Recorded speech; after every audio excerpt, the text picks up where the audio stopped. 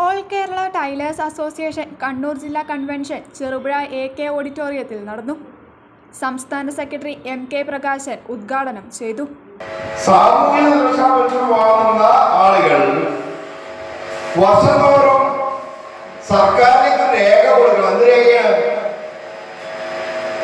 അവരെ വരുമാനം തെളിയിക്കുന്ന രേഖ കൊടുക്കണം, അല്ലേ?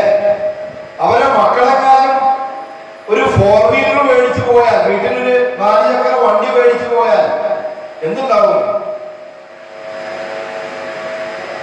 തയ്യൽ തൊഴിലാളി ക്ഷേമനിധിയിൽ നിന്ന് പെൻഷൻ വാങ്ങുന്ന ഏതെങ്കിലും ഒരാളോട് ഈ വരുമാന സർട്ടിഫിക്കറ്റ് ഹാജരാക്കാൻ ഏതെങ്കിലും ഉദ്യോഗസ്ഥൻ പറഞ്ഞിട്ടുണ്ടോ?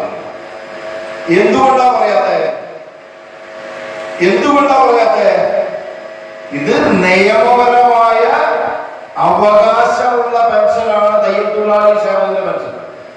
അത് ഔദാര്യമല്ല, അവകാശമാണ് എന്നുള്ളത് കൊണ്ട് തന്നെയാണ് നമ്മൾ ധൈര്യസമേതം ആ ശബ്ദം ഉയർത്തുന്നത്. ഇത് തിരിച്ചറിയാൻ ആർക്കാകണം? നമ്മുടെ കൂടെ നിൽക്കുന്ന നമ്മുടെ സഹോദരിമാർക്കും സഹോദരന്മാർക്കും ഇത് തിരിച്ചറിയാനാകണം.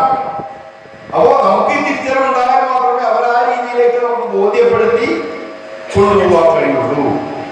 ജില്ലാ പ്രസിഡന്റ് KB ബാലൻ അധ്യക്ഷനായി. സംസ്ഥാന കമ്മിറ്റി അംഗങ്ങളായ C Raveendran, TA Sunilkumar, Baby Girija, PP Lakshmanan, K Rameshan തുടങ്ങിയവർ സംസാരിച്ചു.